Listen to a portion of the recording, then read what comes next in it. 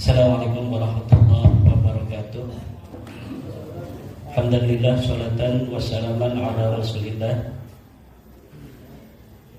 Sayyidina Muhammad ibn Abdillah nomor ba'du, yang saya muliakan pengasuh pondok pesantren Darul Ulum Kiai Haji Ahmad Junaidi Al-Bantani, yang juga merupakan Ketua Komisi Fatwa Majelis Ulama Indonesia Pusat, Panitia Halaqah Fikih Peradaban Pondok Pesantren Darul Ulum Kiai Haji Abdul, Ketua Yayasan Kiai Haji Fahru Roji, juga Sivitas Akademika Pondok Pesantren Darul Ulum Kiai Khudari, dan seluruh keluarga. Pemateri kita dari pengurus besar Nahdlatul Ulama telah hadir. Ini yang ganteng pakai jas, Kiai Haji Al-Hafidh Kurniawan. Beliau adalah pengurus besar Nahdlatul Ulama Lembaga Bahsul Masail, juga asli dari Jakarta. Ini Kiai Haji Darul Azka Wong Jawa Ngayogyakarta Hadiningrat. Beliau sengaja hadir dari Jogja untuk menjalankan tugas dari pengurus besar Nahdlatul Ulama dalam rangka Halaqah Fikih Peradaban. Tema kita hari ini dalam Halaqah Fikih Peradaban di Pondok Pesantren Darul Ulum adalah mengangkat tema ijtihad ulama Nahdlatul Ulama dalam bidang sosial dan politik. Ada 5 kata kunci yang ada di dalam tema ini. Yang pertama adalah ijtihad, yang kedua adalah ulama, yang ketiga adalah NU, yang keempat adalah sosial, dan yang kelima politik. Saya sebagai pemateri yang pertama hanya akan mengambil kata kunci yang pertama untuk nanti diteruskan oleh dari PBNU tentang kata kunci yang lainnya. Kata kunci yang akan saya eksplorasi dalam kesempatan ini adalah tentang ijtihad. Saya akan batasi di dalam ijtihad karena saya kira ada kesenjangan antara perkembangan peradaban dengan ajaran Islam. Sepertinya perkembangan peradaban yang begitu cepat tidak mendapatkan respon yang sama dari ulama-ulama Islam, apalagi di Indonesia. Nampaknya ulama Indonesia hanya menunggu ulama-ulama Timur Tengah ketika adanya masalah baru, masalah-masalah kekinian yang muncul. Jadi sepertinya ulama Indonesia menempatkan dirinya hanya sebagai pengutip daripada pendapat ulama-ulama Timur Tengah. Padahal piranti-piranti dari istinbat dan ijtihad itu diajarkan di pondok pesantren. Dari situ sebenarnya laik bagi ulama-ulama Indonesia, terutama ulama-ulama NU, untuk berijtihad. Bahkan menurut saya ini lebih layak ulama-ulama Indonesia di dalam berijtihad. Karena apa? Karena pengajaran di pondok pesantren saat ini lebih detail di dalam masalah nahwu, shoroh, badi, bayan, ma'ani, mantik, usul fiqih, qawaid fiqhiyah daripada di Timur Tengah hari ini. Mungkin orang yang bisa baca kitab Gundul tanpa berharokat di dunia hari ini terbanyak di Indonesia. Orang yang tamat kitab Sahih Bukhari dari bab wahyu sampai terakhir 4 jilid di dunia ini yang paling terbanyak adalah ulama dan santri Indonesia. Begitu pula yang sudah tamat Sahih Muslim, Abu Dawud, Turmudi, Nasai, Ibnu Majah, itu kebanyakan adalah santri dan ulama-ulama Indonesia yang hafal alfiyah. Saya mungkin agak berlebihan kalau mengatakan yang terbanyak hari ini adalah di Indonesia daripada di dunia Islam lainnya. Pengkajian secara harfan-harfan di pondok pesantren di Indonesia dalam bidang fikih dan usul fikih hari ini masih tertradisikan dengan baik. Ulama-ulama Indonesia hari ini sudah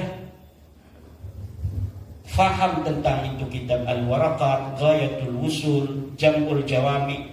Mungkin Jam'ul Jawami kitab usul fikih hari ini yang paling populer di dunia, terutama di Asia Tenggara, Mesir, juga di belahan India.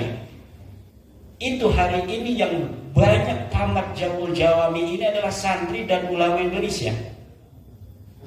Tapi kenapa ulama Indonesia hari ini hanya berhenti sebatas membaca kitab kuning tanpa kemudian naik level untuk menganalisa, mengistimbat, bahkan kata istihad itu sepertinya tabu bagi ulama-ulama kita di kalangan Nahdlatul Ulama. Sehingga pada 100 tahun terakhir perkembangan dunia Islam sejak Syekh Nawawi Tanara Al-Bantani, ini tidak ada lagi ulama Indonesia yang berkaliber seperti Syekh Nawawi Al-Bantani. Setelah Syekh Mahfud At-Turmusi, tidak ada lagi ulama Indonesia yang berkaliber seperti beliau, Syekh Mahfud At-Turmusi. Bahkan untuk mencapai derajat seperti itu, Syekh Nawawi dan Syekh Mahfud At-Turmusi itu harus pergi ke Hijaz, kemudian baru mendapatkan martabatun aliyatun fi jami'il ulum. Ini yang menjadi pertanyaan besar di dalam benak saya. Kenapa dengan piranti yang amat lengkap seperti itu, ulama-ulama Indonesia, santri-santri Indonesia itu tidak naik-naik level? Lama pertanyaan itu menggurita di dalam sukma dan perasaan, baru kemarin-kemarin ini ada jawaban. Jawabannya itu lahir setelah diskursus nasab Habib Ba'alawi ini muncul. Ketika 1 tahun yang lalu saya menyajikan hasil kajian saya tentang terputusnya nasab Ba'alawi, kemudian itu menjadi diskursus publik, bukan hanya di Indonesia tapi juga di Timur Tengah dan beberapa negara Asia Tenggara yang di situ ada Habib Ba'alawi. Hari ini baru saya mendapat sebuah jawaban kenapa Indonesia minim melahirkan para ulama-ulama kelas dunia. Jawabannya adalah taklid buta. Qabulu qaulin bila hujjatin, menerima ucapan tanpa adanya dalil sekalipun dari orang lain. Dari mana kesimpulan itu muncul?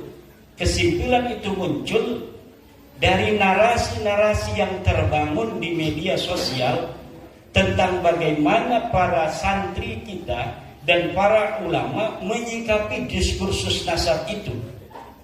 Sebagian besar dari saudara-saudara kita itu ketika menyikapi diskursus nasab ini mengatakan, oh dulu kan Mbah Hasyim Asy'ari tidak mempermasalahkan nasab Ba'alawi, kenapa sekarang kita mempermasalahkan? Apakah misalnya Imaduddin Utsman itu lebih baik, lebih pintar daripada Syekh Hasyim Asy'ari? Mbah Khalil tidak mempermasalahkan. Apakah Imaduddin Utsman itu lebih baik dan lebih pintar daripada Mbah Khalil Bakalan? Ibnu Hajar telah menyebutkan susunan daripada silsilah Ba'alawi. Apakah Imaduddin Utsman itu lebih pintar daripada Ibnu Hajar? Ini narasi-narasi semacam ini memperlihatkan ada masalah kita di dalam taklid. Nah, taklid itu sangat mendapatkan perhatian khusus dalam Al-Quran agar umat Islam tidak terjebak dalam setan-setan taklid. Imam Ghazali mengatakan taklid ini setan. Lihat Ihya Ulumuddin. Bagaimana Al-Quran mengatakan inna wajadna aba'ana ala millatin wa inna ala atharihim muqtadun. Karena bapak kita sudah begini, mempunyai pendapat, apakah ada dalil ataukah tidak ada dalil, maka inna ala atharihim muqtadun. Kita mengikuti saja walaupun tidak ada dalilnya. Al-Quran melarang kita untuk mengikuti sesuatu tanpa adanya dalil. La taqfu ma laysa laka bihi ilmun. Jangan engkau ikuti apapun tanpa adanya ilmu. Ma huwal ilmu? Al-ilmu huwa dalilu. Ilmu itu adalah dalil. Ilmu itu adalah dalil. Fas'alu ahla dzikri in kuntum la ta'lamun. Itu bukan perintah Allah untuk bertaklid, tapi perintah Allah untuk bertanya tentang dalil. Fas'alu ahla dzikri. Maka tanyalah para ulama, in kuntum la ta'lamun, kalau engkau tidak tahu. Tanya apa? Tanya dalilnya, bukan tanya akan kesimpulannya.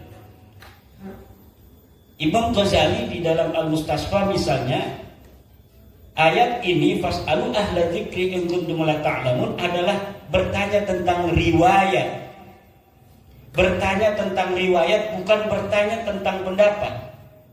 Artinya apakah ada riwayat tentang suatu masalah yang kami hadapi ini dari Nabi, dari para sahabat, khulafaur rasyidin, apakah ada?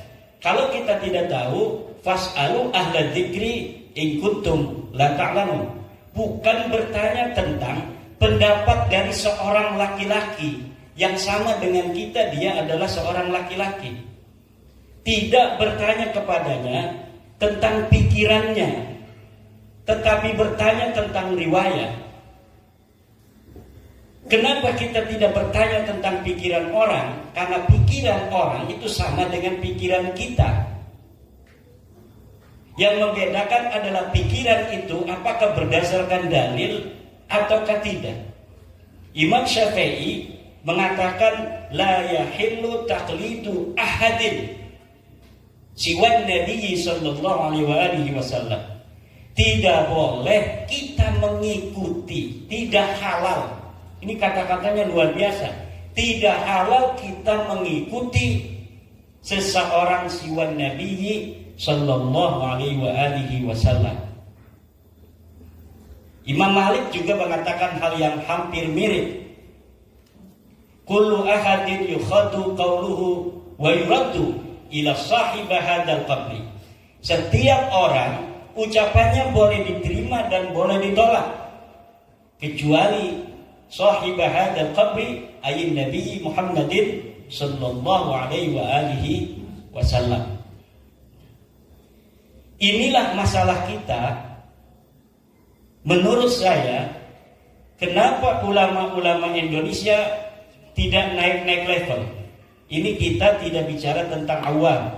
Kita sudah tahu taklid hukumnya bagi orang awam. Orang awam bukan hanya boleh, tetapi bahkan dia wajib untuk bertaklid. Yang kita bicarakan hari ini adalah ulama. Dia yang sudah bisa baca kitab kuning, dia yang sudah mengerti ilmu usul fiqih, dia sudah mengerti ilmu ma'ani, dia sudah mengerti ilmu bayan, tetapi dalam pendapat seperti orang awam. Bagaimana orang awam dalam berpendapat? Orang awam berpendapat dengan taklid. Dia beribadah dengan taklid, li'annahu la yaqdirul ijtihad. karena dia tidak mampu untuk berijtihad.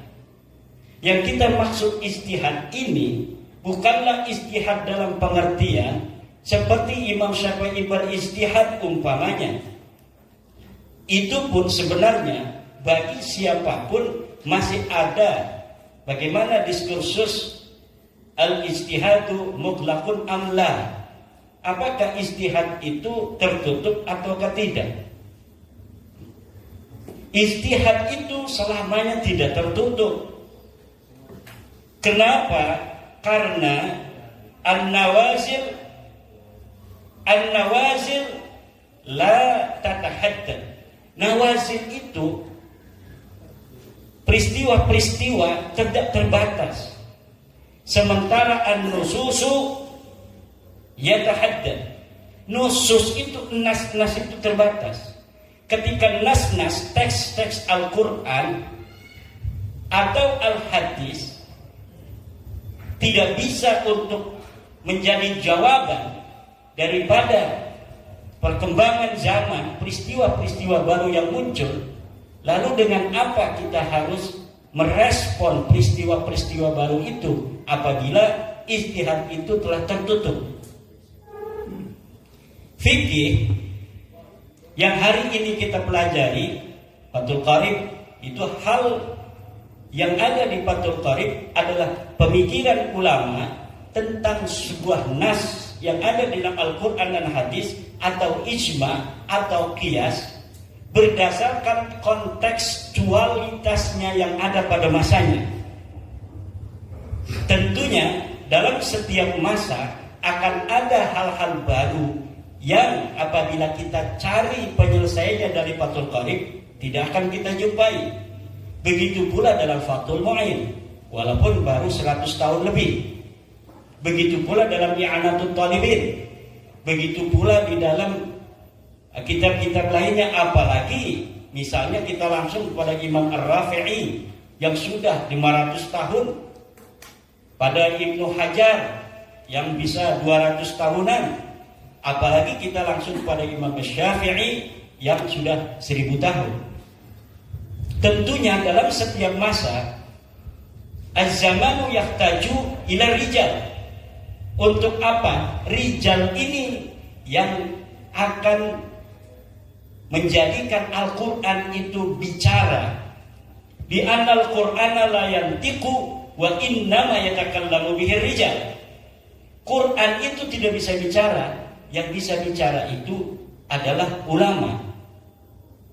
Bagaimana kalau pintu ijtihad itu tertutup, sementara ulama tidak boleh ngomong karena pintu ijtihadnya tertutup, harus dia melihat di kitab. Di kitabnya tidak ada. Lalu akan banyak permasalahan-permasalahan yang tidak ada jawabannya dari agama. Ibnu Salah lagi umpamanya, ini menjadi salah satu penyebab daripada bagaimana mandeknya ilmu pengetahuan hari ini, berpendapat bahwa tashihul ahadits itu sudah berhenti pada masa Ibnu Salah. Lihat di dalam muqaddimah. Kalau tashihul ahadits sudah berhenti, sementara banyak hadis-hadis yang tidak terkodifikasi di dalam kitab-kitab hadis yang ada, manuskripnya baru ditemukan. Kemudian apakah hadis-hadis yang manuskripnya baru kita temukan itu kita biarkan tanpa ditashih? Kita biarkan dia gundul tanpa ada keterangan apakah ini hadis sahih, apakah hadis hasan, ataukah dia hadis dhaif? Atau bagaimana kalau kita verifikasi relevansi daripada pentashihan ulama-ulama tentang hadis, bahwa ini hadis sahih? Apakah itu haram? Tidak. Banyak ketika seorang ulama telah mensahihkan hadis, kemudian ini diverifikasi relevansi oleh ulama lain, ternyata mempunyai kesimpulan yang berbeda. Yang paling fenomenal adalah bagaimana Az-Zahabi itu memverifikasi tashih daripada Imam Al-Hakim dalam Al-Mustadrak. Sesuatu yang disahihkan oleh Imam Al-Hakim kemudian dianggap derajatnya hanya hadis hasan. Kenapa? Li'anna al-hakima 'inda al-dhahabi mutasahilun fi tasihil asanid, di dalam mensahihkan sanad-sanad.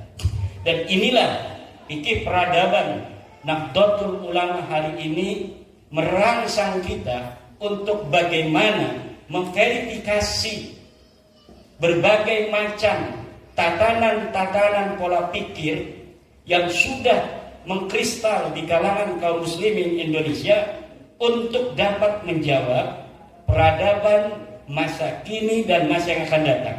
Diharapkan 100 tahun lagi antara hari ini sampai nanti pada abad kedua Nahdlatul Ulama di akhir, dari kalangan santri Nahdlatul Ulama muncul ulama sekaliber Wahbah Az-Zuhaili, muncul sekaliber ulama Yusuf Al-Qaradawi atau yang lain-lainnya, Said Ramadan Al-Buti dan sebagainya. Jangan kita hanya hari ini mengutip dari ulama-ulama Timur Tengah, padahal mereka di dalam cara belajarnya tidak seperti kita. Kita cara belajar dari mulai i'lam annal awamila fi nahwi mi'at wa amil. Setelah kita baca rapi, kita tarkib i'lam kalimah filamat kudu jajim lam jin sutul fa'ila diberan tasbih filamat jenis jawab nahwi wa huwa ma la yaqujabani soal sampai wallahu a'lam bisawab.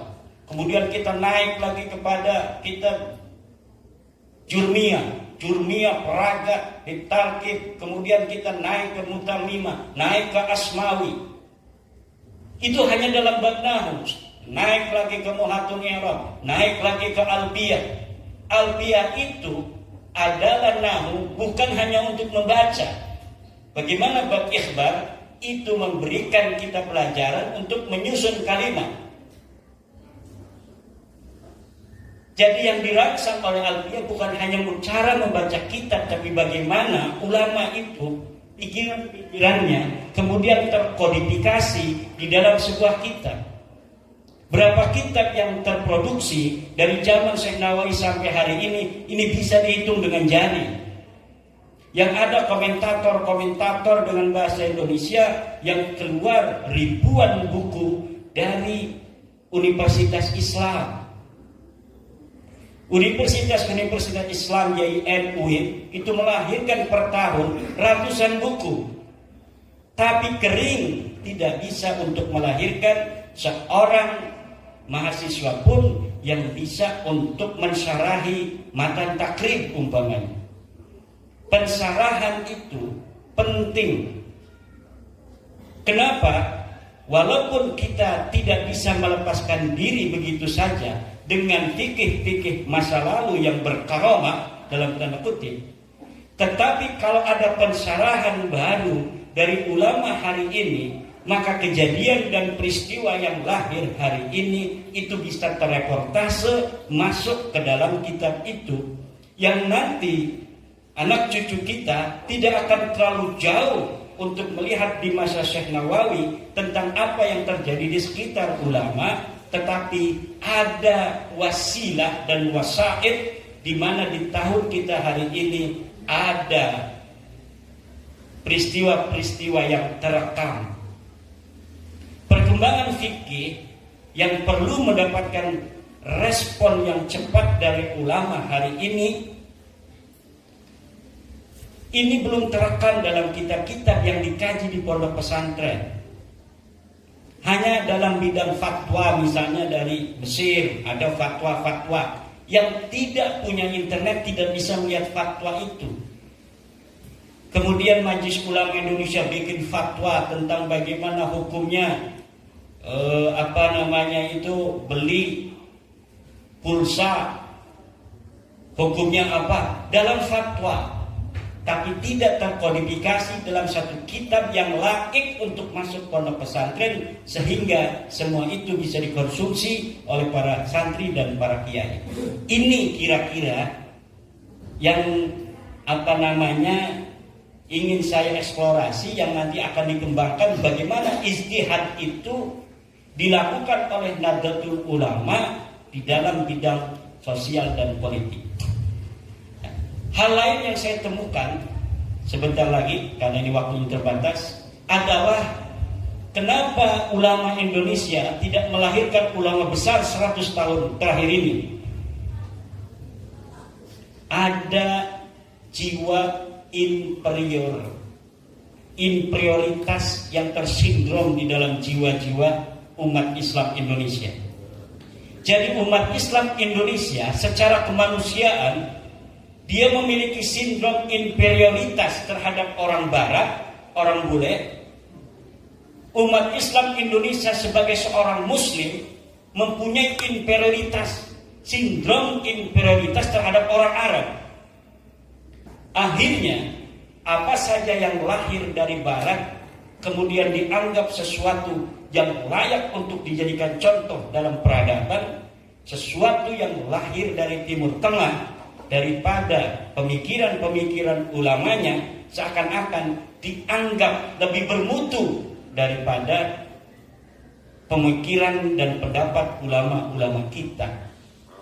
Inilah yang harus dihilangkan, karena ajaran Islam tidak mengenal manusia lebih mulia dari sisi iriknya, dari sisi jenisnya, dari sisi sukunya dengan umat Islam lainnya.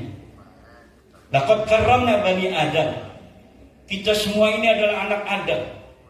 DNA yang ada dalam diri kita itu ada DNA Nabi Adam. Tidak ada yang membedakan kita dengan orang Arab dari sisi DNA. Sama-sama DNA-nya adalah DNA Nabi Adam.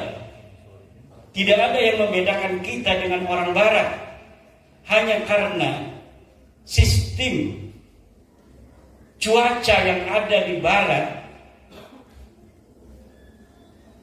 memiliki sistem cuaca tersendiri sehingga menjadikan mereka jadi seperti itu mukanya.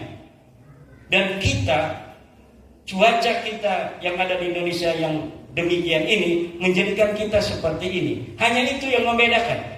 Yang lainnya sama, kita dengan orang Barat sama, dan kita dengan orang Arab juga sama. La fadla li arabiyyin ala ajamiyyin illa bitaqwallah. Tidak ada keutamaan orang Arab terhadap orang Ajam, sebaliknya wala li ajamiyyin ala arabiyyin. Bagi orang Ajam tidak lebih baik dari orang Arab illa bitaqwallah, kecuali dengan ketakwaannya kepada Allah. Ini yang harus dikembangkan dan dibelutut terhadap santri-santri kita. Kalau tidak ada Bluetooth, kita pakai circuit, atau kita bisa untuk menggunakan wifi orang lain kalau lagi tidak ada paketnya.